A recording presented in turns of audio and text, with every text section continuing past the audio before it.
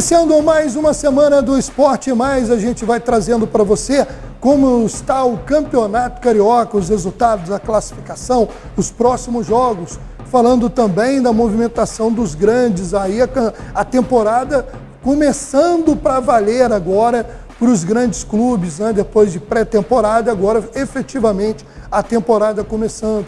A gente fala ainda sobre os outros estaduais e sobre esporte nas cidades e muito mais. Vem com a gente no Esporte Mais.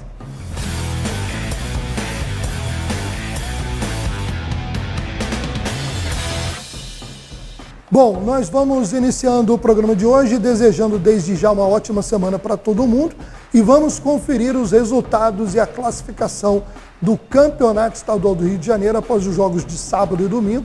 Faltando o jogo ainda nessa segunda-feira do Nova Iguaçu, mas nós vamos conferir os outros jogos que já aconteceram e como anda a classificação. Com o time já praticamente titular, lógico que algumas dúvidas ainda podem surgir, algumas novidades em mudanças de escalação, mas contando com sua força máxima, o Flamengo mostrou no sábado, no Mané Garrincha, em Brasília, toda a sua força ao vencer o Volta Redonda por 2-0. O time rubro-negro não tomou conta do Voltaço, que realmente só se defendeu, principalmente no primeiro tempo, onde o Flamengo conseguiu o seu gol com o Michael, mas poderia ter feito mais antes até desse primeiro gol. No segundo tempo, o ritmo continuou parecido, diminuiu um pouco, mas mesmo assim o Flamengo superior o tempo todo. E o jogador Plata, em um belo chute de fora da área, fez o segundo gol. Arrascaeta começou no banco, entrou na segunda etapa e teve boa participação. O Volta Redonda só assustou em uma bola, um chute de fora da área do jogador Sanches. E a prova de que o abismo é muito grande entre as equipes principais dos clubes maiores e os clubes de menor investimento. Vamos ver aí o que alguns jogadores do Flamengo falaram após a partida, começando pelo autor do segundo gol. E também o estreante Juninho. Confira aí. Um número muito especial para mim. Meu primeiro jogo como profissional fiz com camisa número 50. Quando eu cheguei aqui ainda não, um jogador tinha ocupado o número, não podia mudar de número, né? Mas agora posso e estou muito feliz, muito contente de poder usar o número com o que debutei, com o que fiz meu primeiro jogo como profissional. E hoje fiz um gol, muito mais especial ainda.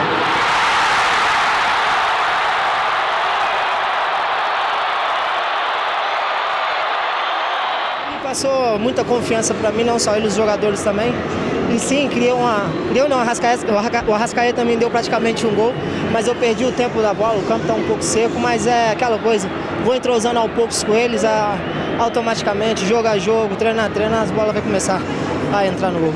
Aproveitar então para você convidar a torcida que o próximo jogo é no Maracanã, reencontro com ela lá na quinta-feira e quem sabe se estreando também pelo Flamengo no Maracanã. Eu acho que eu nem preciso convidar, a nação sempre está presente onde quer, onde sejam os jogos.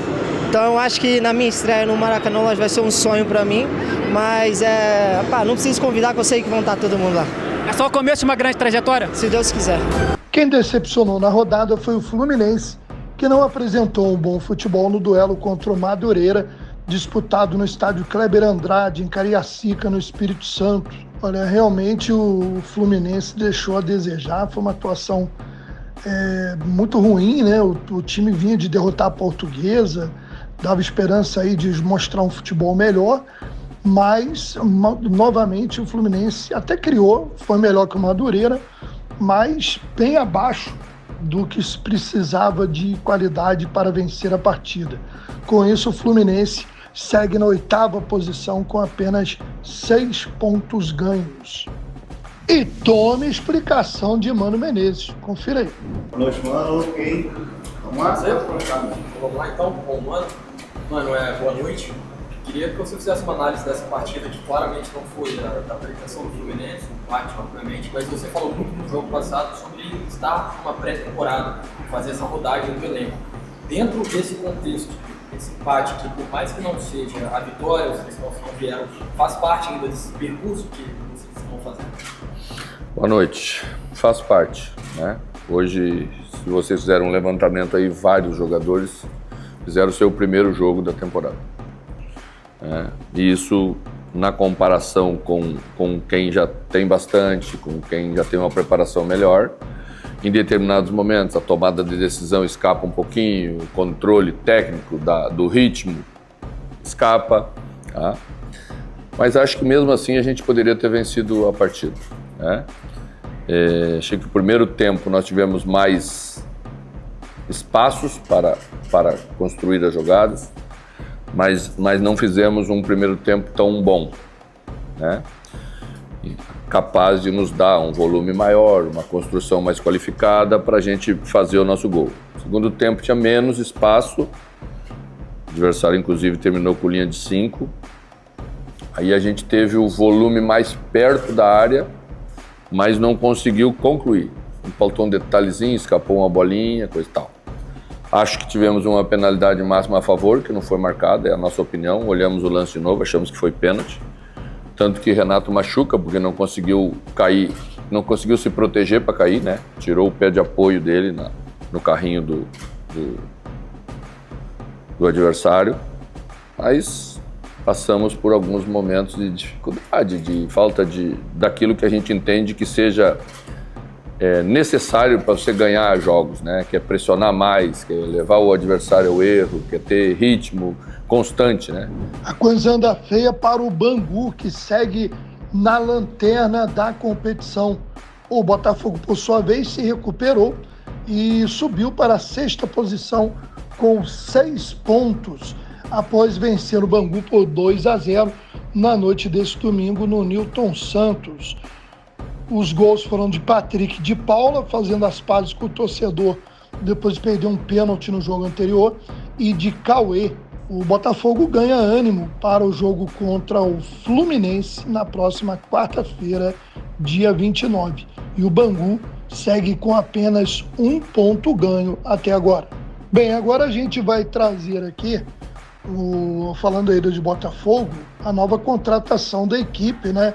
Uma maneira aí de dar uma resposta à saída de jogadores importantes como o Luiz Henrique e o Almada. Foi a contratação do bom atacante Arthur, que estava no Zenit da Rússia. O Arthur, que já brilhou também com a camisa do Palmeiras e do RB Bragantino. A gente vê imagens já da apresentação do jogador, feitas aí pela Botafogo TV, e tem também aí a sua primeira palavra para o torcedor alvinegro. Vamos conferir. Foi de muita alegria quando a gente soube o primeiro contato do Botafogo.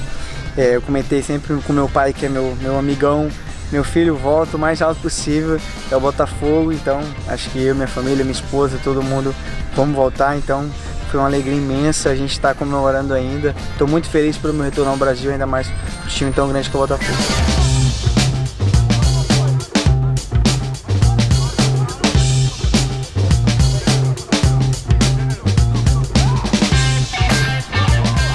O elenco é maravilhoso, com certeza acompanhava a gente lá na Rússia, acompanhava demais o Botafogo pela trajetória que foi, do jeito que foi, ainda mais aquela final que foi um grande jogo pelo Botafogo, superação, né? Ainda mais no início do jogo com a expulsão do Gregory. Eu quero falar desse cara aí que já trabalhei com ele, um cara maravilhoso, adoro ele, trabalhamos junto no Bahia, então acho que me ajudou bastante aqui desde a chegada, já tá me chamando para almoçar, puxando minha orelha ali, então acho que um cara que todo mundo adora ele, principalmente eu.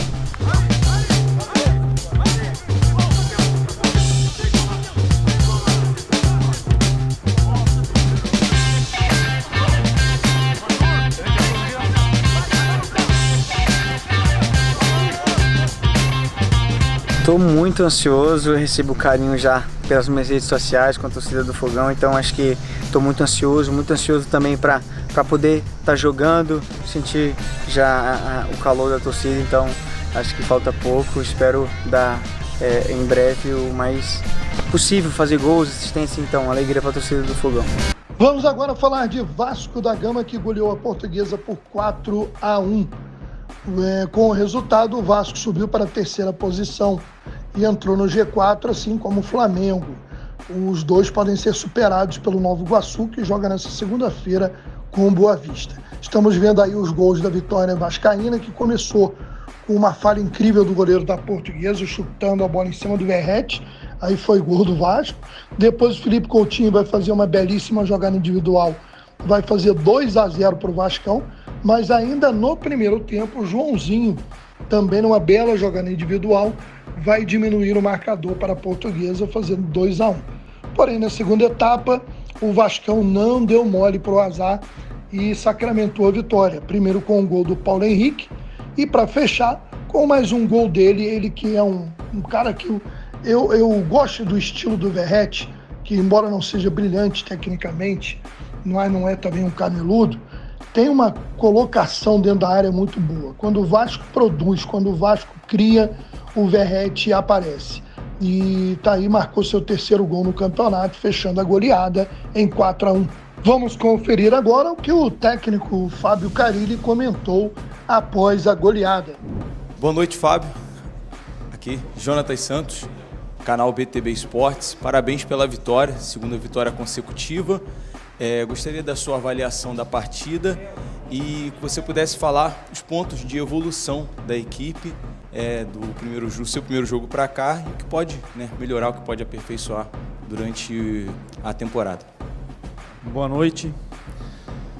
É sempre importante ganhar, ainda mais no início de trabalho.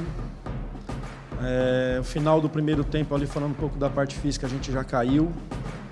E você fica um pouquinho com receio de fazer no intervalo e perder para o segundo tempo, então a gente resolveu voltar com o mesmo time, mas fisicamente a gente viu que estava abaixo, ali com 15 minutos mais ou menos resolveu fazer 3 e seguro 2 ali para qualquer situação emergencial que precisasse.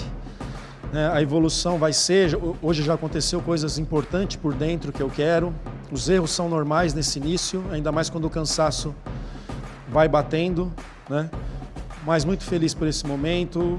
Minha estreia aqui em São Januário com a camisa do Vasco, torcida apoiando o tempo todo, a gente fazendo por merecer esse apoio dentro de campo, Não adianta a gente querer o apoio do torcedor e a gente não fazer por merecer. Jogadores que entraram dando resposta, fazendo o time crescer novamente, que isso não é uma preparação de 11, é uma preparação do elenco todo. Muito feliz com isso, mostrando que a gente está no caminho certo. O jogo mais emocionante da rodada, no entanto, veio do estádio João Saldanha, em Maricá, onde o líder do campeonato teve um empate eletrizante contra o Sampaio Correia. Bom, vamos lá, O Maricá chegou a fazer 1-0 com o Felipe Carvalho e parecia encaminhar aí mais uma vitória na competição.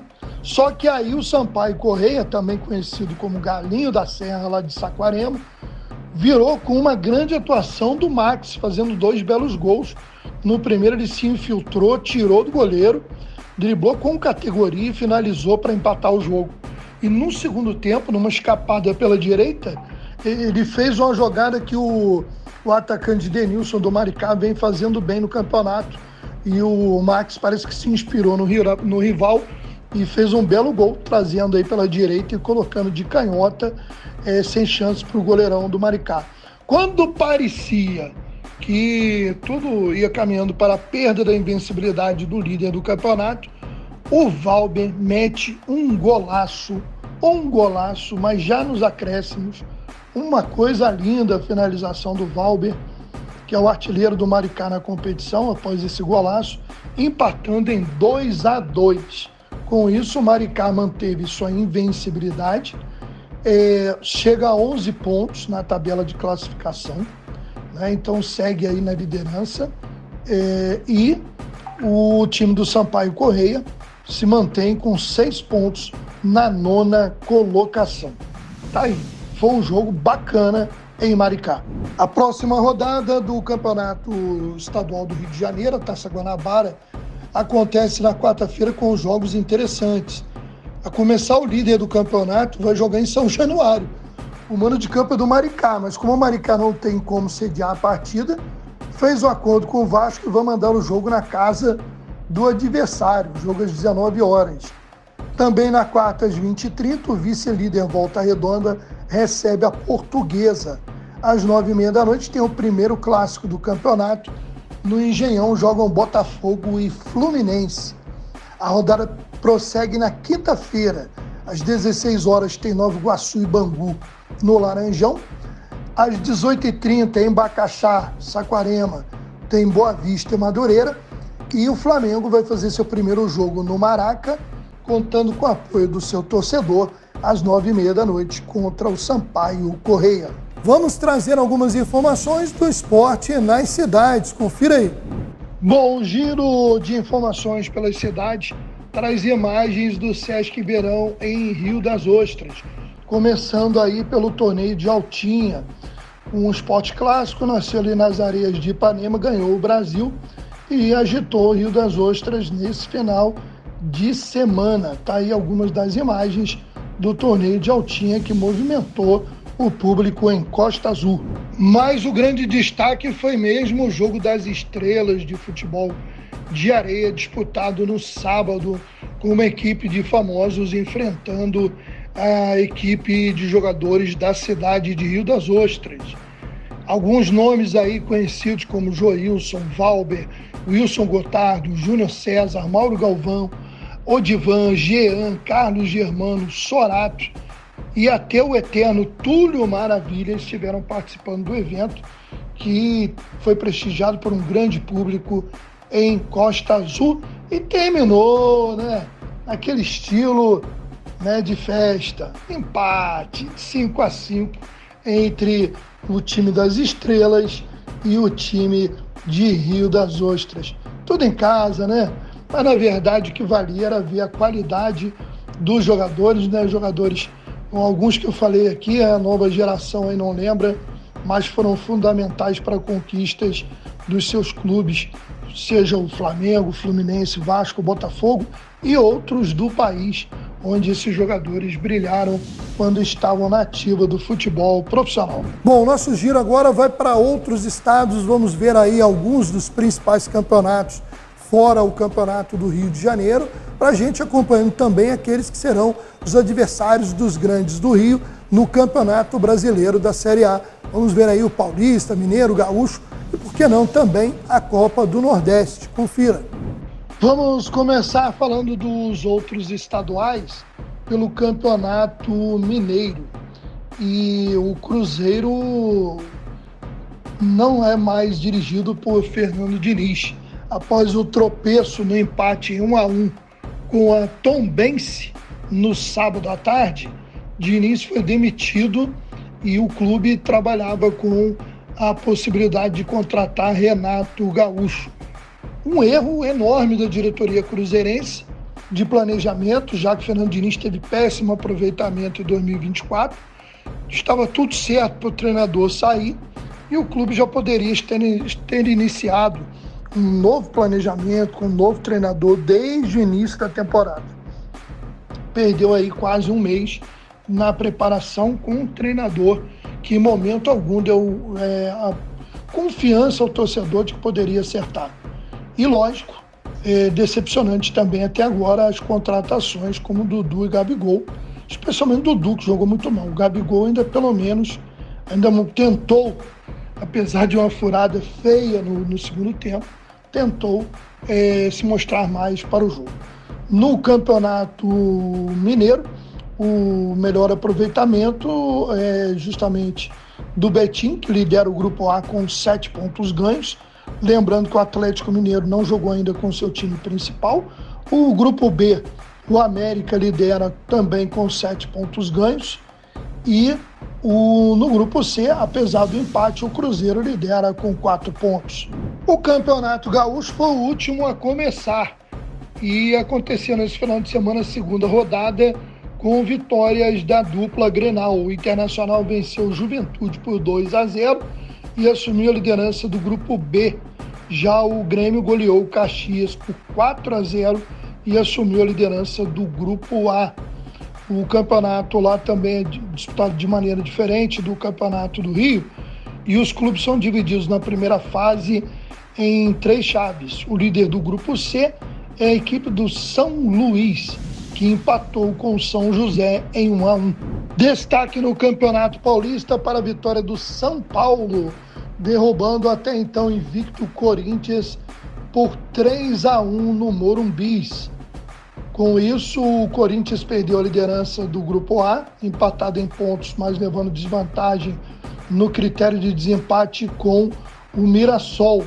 O Guarani surpreende liderando o Grupo B, o São Paulo assumiu a liderança do Grupo C e o líder do Grupo D também surpreende ao São Bernardo.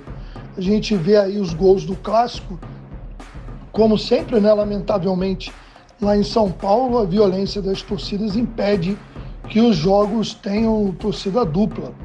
O São Paulo fez 3-1 com 2 gols de Lucas Moura e o primeiro, para maior delírio ainda da torcida tricolor, o primeiro gol de Oscar no seu retorno ao futebol brasileiro. José Martinez fez o gol do time do Corinthians. Vale lembrar que um pouco antes o São Paulo havia ganho também a Copinha em cima do Corinthians, né? A Copinha foi disputada no feriado de sábado em São Paulo e após fazer 2-0 o Corinthians ainda tomou a virada. Então, um final de semana de muita alegria para o torcedor do tricolor paulista. E vamos destacar uma competição que tem ganho cada vez mais relevância, né, no futebol brasileiro e que terá sua segunda rodada no meio de semana. É a Copa do Nordeste, que reúne algumas das equipes de maior torcida do país. Os clubes estão divididos em grupos, né? O grupo A, por exemplo, só para você ter uma ideia, na abertura, teve aí a vitória do Fortaleza por 2-0 sobre o Motoclube e do Sport sobre o Ferroviário por 2-1. Estão ali só no grupo A 3 equipes da primeira divisão do futebol brasileiro, o Fortaleza, o Sport e o Vitória da Bahia. Já o grupo B tem 2 times da primeira divisão, o Bahia e o Ceará, que voltou, né, esse ano, depois de um período aí na Série B. O Bahia estreou na Copa do Nordeste goleando o Sampaio Corrêa por 4-0, enquanto o Ceará decepcionou na estreia, perdendo para o Náutico por 1-0. A gente vai destacar aqui rapidamente a vitória do Brasil no Sul-Americano Sub-20 por 2-1 sobre a Bolívia, que nem de longe apaga o vexame registrado na primeira rodada da competição, quando o Brasil sofreu a maior goleada da sua história aí, no Sub-20 para a Argentina, logo para os rivais, para os maiores rivais, né? 6-0. Então, o trabalho do técnico Ramon realmente de longa data vem sendo muito ruim. O Brasil foi eliminado no Mundial Sub-20, o Brasil não se classificou para os Jogos Olímpicos. A passagem do Ramon pela seleção principal foi desastrosa e a gente pensa, com todo respeito ao treinador, mas que ele deve ter realmente muita amizade dentro da CBF para continuar à frente da seleção de base do Brasil. Falo isso hoje, o Campeonato Sul-Americano continua e o Brasil pode até ser campeão, mas não tem até o momento muito motivo para se festejar as participações do técnico Ramon à frente da seleção. Quero agradecer a sua audiência, mais uma vez desejando uma ótima semana. A gente volta em breve com mais uma edição aqui do Esporte Mais. Grande abraço e até o próximo.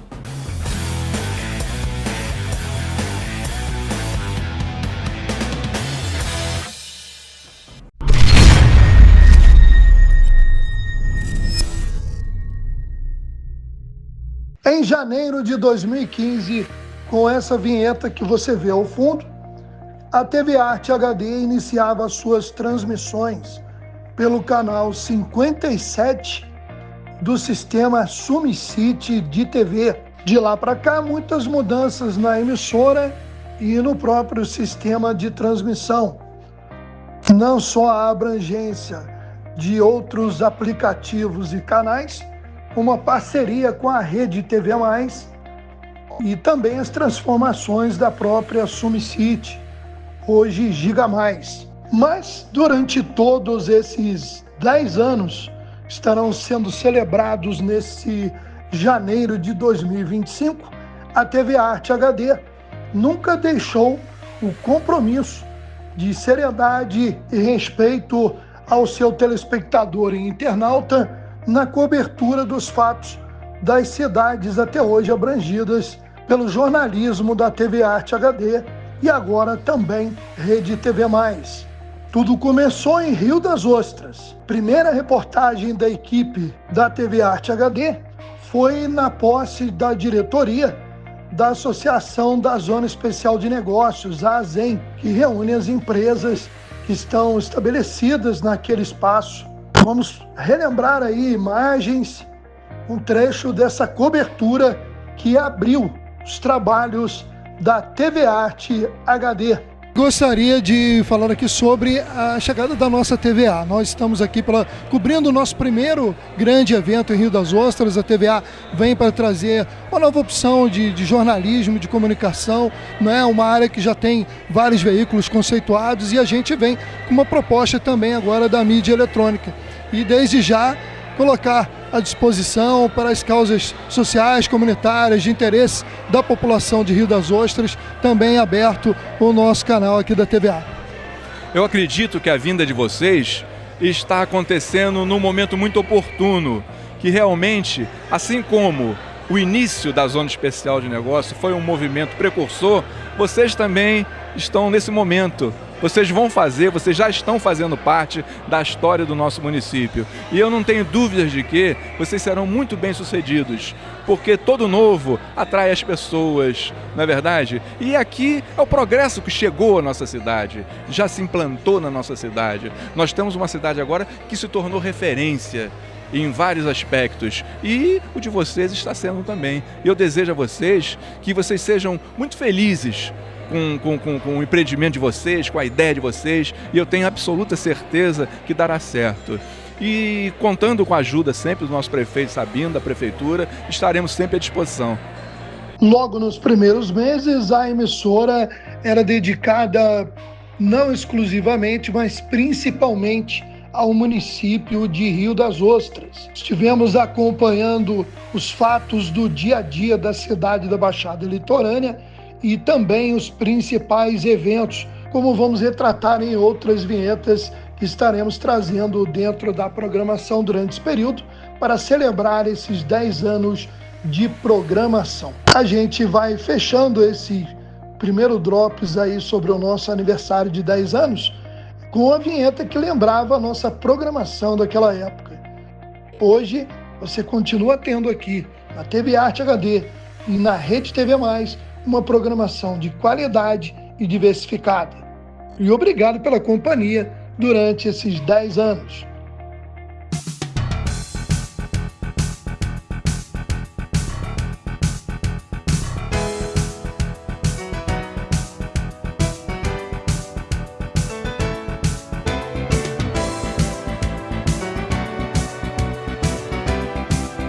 TVA, você em HD.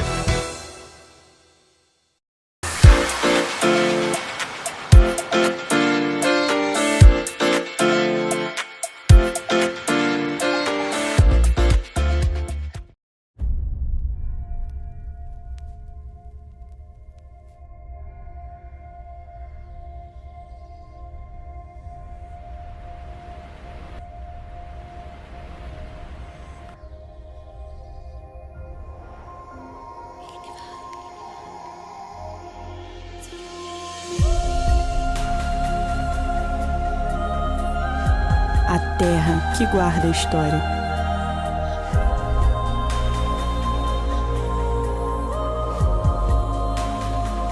Cuida do futuro através do presente.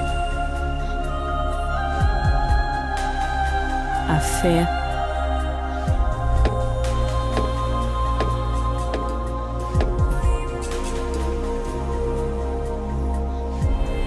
as belezas, as riquezas na terra,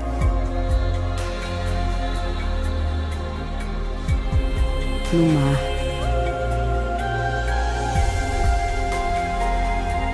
no ar.